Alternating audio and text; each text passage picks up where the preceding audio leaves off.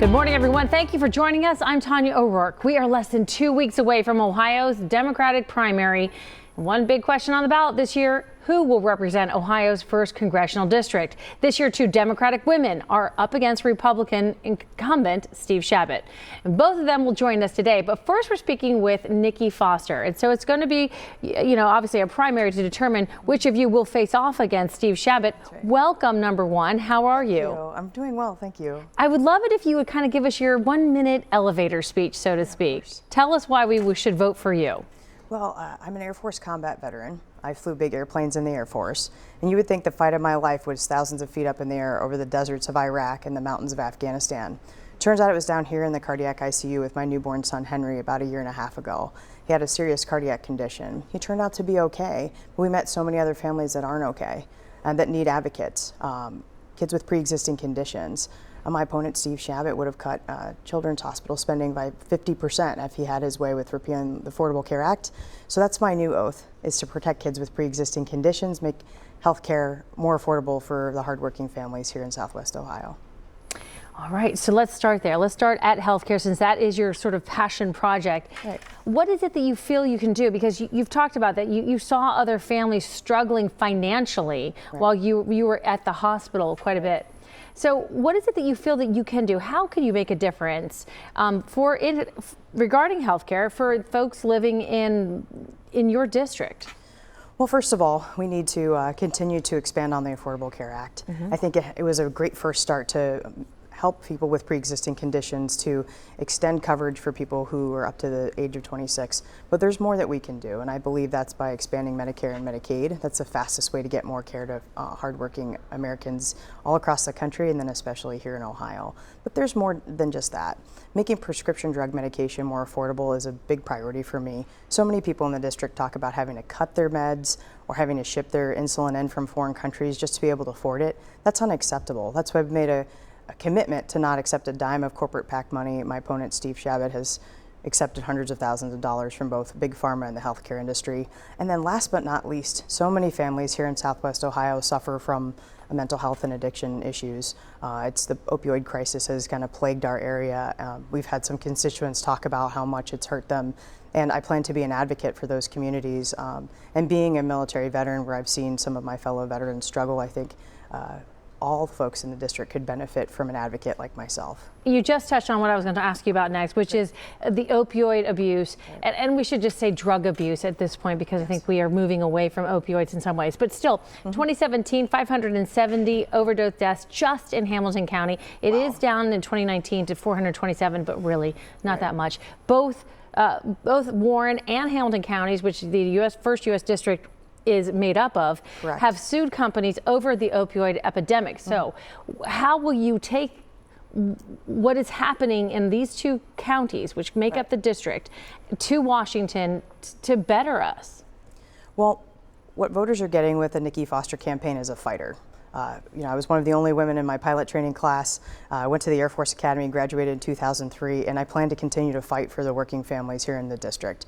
And I'll tell you, we had a constituent from Warren County come and talk to me and say, I've lost 4 brothers to the opioid epidemic, and I'm a recovering addict myself. And I said, what do you need me to do when I go to Washington? And she said, advocate, start to be very tough on those doctors and those companies that are prescribing opioids, and then create treatment centers so that they're more accessible, because so many people who are in that trouble don't have the resources they need to recover. By the way, thank you for your service, if I hadn't mentioned that previously. You live in Mason. I do, yeah. Interesting, a Democrat living in Warren County. You might maybe fish out of water a little bit, but how do you relate to both? These counties are dramatically different in so many ways. Hamilton County leaning very Democratic, Warren County not at all. So how are you able to relate to both? Well, I think the benefit is that I've been a Democrat my entire life. I'm the proud daughter of 2 immigrants. My father was an auto mechanic from a working class. I was from a working class home. My mother was a secretary. They raised us 3 kids on service to country and to community. At the age of 50, my dad actually fell and broke his back when he was painting the side of our house. And when he couldn't work, we lost everything and went bankrupt. I was the first in my family to graduate from college. Sent money home to help both my siblings go to college. So I believe that my story, my background, my service and I'm at 17 years of service in May. I make Lieutenant Colonel in July in the reserves in the Air Force. And for me, it's about creating that big tent of a party and saying, hey, you know what? Steve Chabot hasn't really served the people of the 1st District in a way that they deserve. And I have a history and a record of service to country and to community. So that's why I think that regardless of where you live, Warren County, the West Side, downtown Cincinnati, we have something for everybody in the Nicki Foster campaign, and we welcome so many folks and understand that so many families here are just one accident away from disaster, much like my family, and they need a hardworking advocate like myself. And finally, we only have about a minute left. Should you win in the primary on March 17th, this is a district that is that seems a little bent toward a Republican side, a little more Republican. So how do you plan, how would you beat Steve Chabot come fall? Well, that's the excellent, exciting part of this race. So I live in Warren County. I ran for state representative in Ohio's 54th district, and we moved the needle 8 points with my candidacy. We had an all-volunteer force. We had $40,000 in the bank account, and I was also pregnant with my son Henry when I ran. And so that takes a lot of tenacity in getting volunteers involved to move the needle. I outperformed AFTAB and Rich Cordray as a candidate there, and that's what we need. We need leadership in places like Warren County, people who feel like they haven't been reached out to before. And do you know that 5 female veterans flipped seats just like this one all across the country in 2018? That's why I feel so confident about my candidacy and the fact that I've been endorsed by the Second Service Coalition, which is made up of other veteran members of Congress that flip seats and are talking about service to country over party. Nicki Foster, a Democratic candidate for Ohio's 1st Congressional District. March 17th is a big day. Good luck to you, and thanks for coming in. Thank you so much.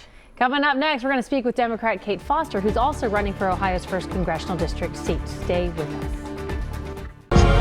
This week in Cincinnati, in our last segment, we talked with Nicki Foster. Now, Kate Schroeder's turn. She's another Democratic candidate looking to unseat Steve Chabot in Ohio's 1st Congressional District. Thanks so much for coming in. Yeah, thanks for having me. Let me ask you the same things I asked Nicki Foster, which is give us, number one, your elevator speech. Why should we elect you? Why should we vote for you? Sure. So, born and raised here in Cincinnati, I grew up in Pleasant Ridge, and I can answer the most important question in Cincinnati about where I went to high school, went to Ursuline, and my whole career has been in public service, and particularly in healthcare. So I spent 3 years in legislative politics in Washington, D.C. for Senator Evan Bayh, and then here in City Hall.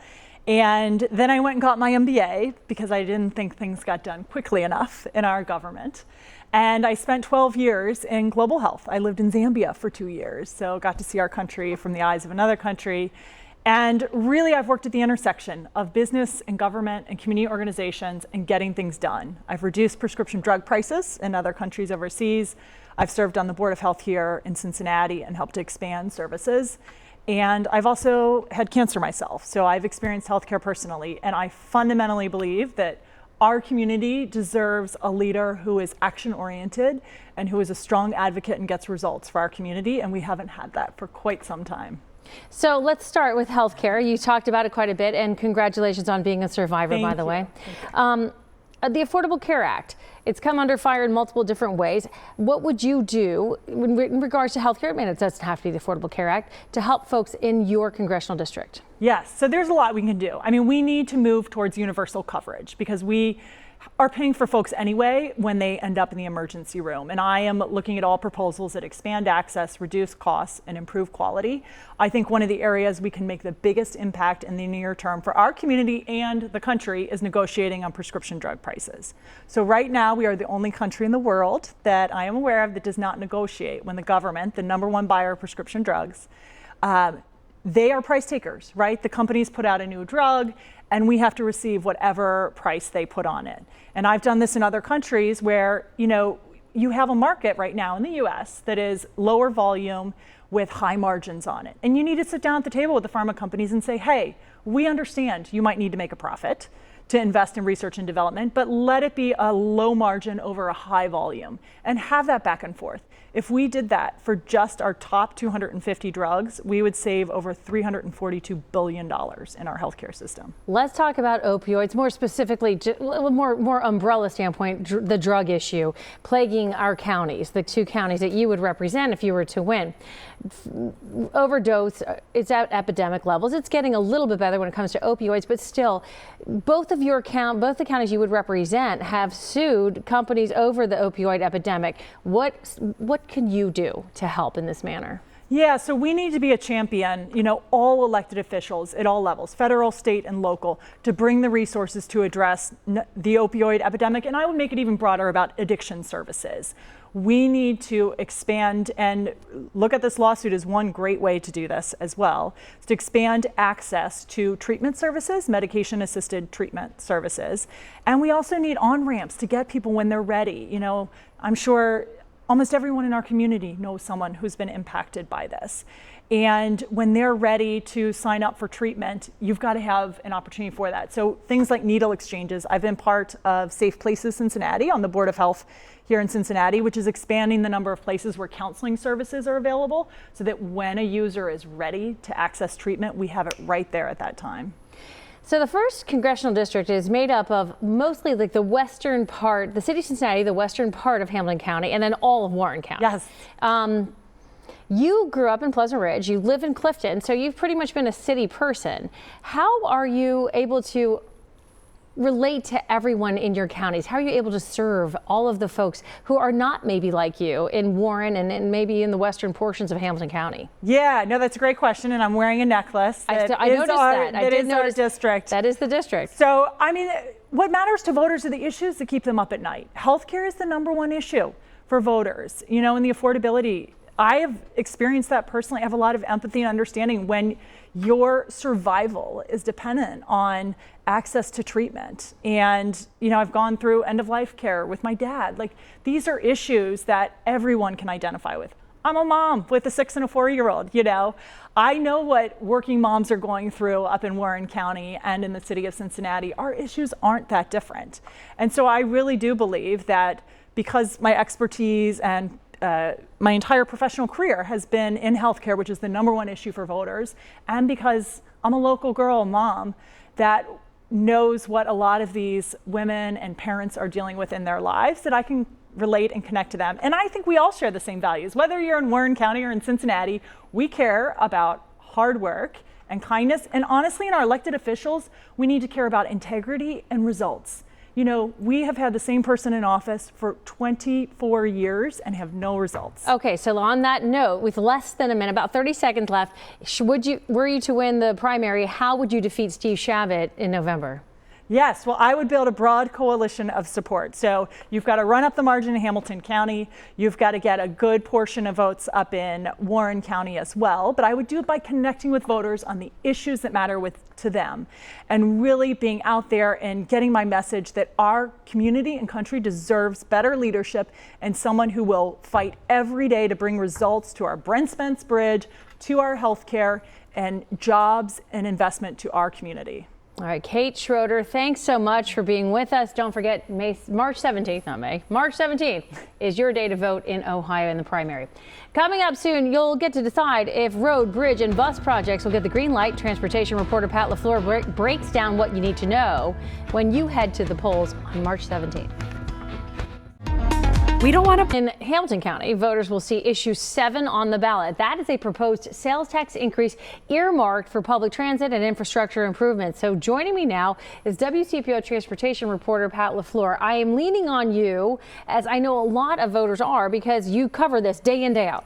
That's right. So give us the 30-second synopsis of what this tax increase would do, or what it wouldn't do if we were to not vote for it. Sure. So it will, if passed, it will raise the county sales tax by 0.8%, taking it up to 7.8%. It's one of the highest in the state, or it would be one of the highest in the state if it's passed, but that money would be raised toward road, bridge, and bus improvements. So that would mean things like the Western Hills Viaduct, Columbia Parkway, any road or bridge that Metro buses use could be a project that this sales tax goes toward, as well as a whole slew of improvements to the Cincinnati Metro bus system itself.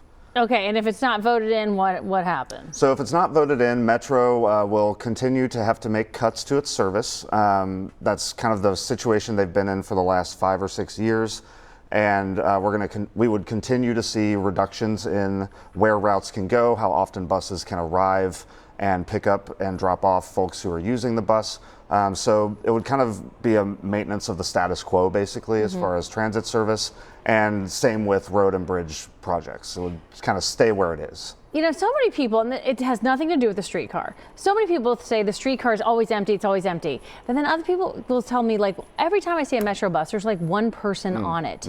So why should they fund Metro? Well, you know, that answer will vary depending on who you Sure, ask. I mean, but like, you know, why is it so dissimilar? Right. So right now, there are roughly 75,000 jobs that are not accessible in the county by bus service. And while it's less than 10% of people who rely on public transit or alternatives to cars to get to and from work, that number is growing. And the people often refer to the millennial demand of public transit. Fewer and fewer folks who are under 35 are choosing to own a car, to use a car.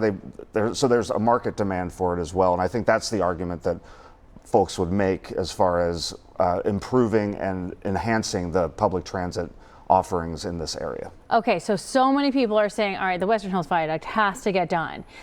But is there a guarantee that if this passes, that that's going to be, boom, top of list? Well, there's no written guarantee beyond the fact that Cincinnati City Council has passed a resolution. Now, that doesn't have the force of law, but it is an expression of intent by the Cincinnati City Council to work with the Transit Authority, who would be collecting this money. And the Transit Authority ultimately decides what gets... The Transit Authority would go to a county committee and say, we want to spend this money on this project, the Western Hills Viaduct, and they have both expressed their intent to make that their number one priority as far as how to use this money. Now, does that carry the force of law? It does not. So as far as a guarantee, we're kind of relying on the elected officials to follow through with their word. But they have said publicly that that is going to be their number one project. And so for those who wonder, like, I want to know who's for it and against it, is who is standing up and saying, heck no, we don't want this, and who's saying, let's do it? So there's a lot of support for this from the... I'm sort of surprised at how widespread the support is from you've got public officials. Republicans like Dusty Rhodes coming out and endorsing it. You've got Democrats and charterites as well. Dusty Rhodes is a Democrat, by the way. Is he a Democrat? Acts like a Republican sometimes, but yes, a Democrat. Yes, so conservative as far as tax policy generally. So that was a big surprise for him to come out in support of this. Democrats, charterites, Republicans. You've got the Cincinnati Business Council Committee behind this. So there's a lot of organized support. There's less organized opposition, but there's definitely anyone opposed to higher tax. The lingering, Hamilton County has a long history of balking at any sort of increase in tax rates. So that's going to be kind of the dynamic that we're going to see play out on the 17th. All right, and I'll tell you what, since I didn't get to ask him this, he'll put something on Twitter about what the polls are showing or what insight is showing on where this is headed right now. All right, so we're coming right back with This Week in Cincinnati. I'm going to make you do that anyway. Okay, yeah, I'll do it. By donating a car to St. Bring a bill to end the death penalty in Ohio. Right now, the penalty is in limbo. Executions are currently on hold in Ohio as the state struggles to settle on lethal injection protocol. The executive director of the Ohio Prosecuting Attorneys Association supports the death penalty and thinks the state should explore the possibility of nitrogen gas. The state senator who introduced this legislation has done so in every assembly since 2011. I believe we as a society must be better than the worst criminals. Now is an absolutely critical time to be working on this. The bill has bipartisan support, which we've seen work in a number of other legislatures across the country. State Senator Antonio says there is planned companion legislation in the State House of Representatives. Folks, that's This Week in Cincinnati for this Sunday, that is. Join us for breaking news, for weather and sports at 6 and 11 tonight on WCPO 9 News. As always, we're updating your headlines all the time on WCPO.com.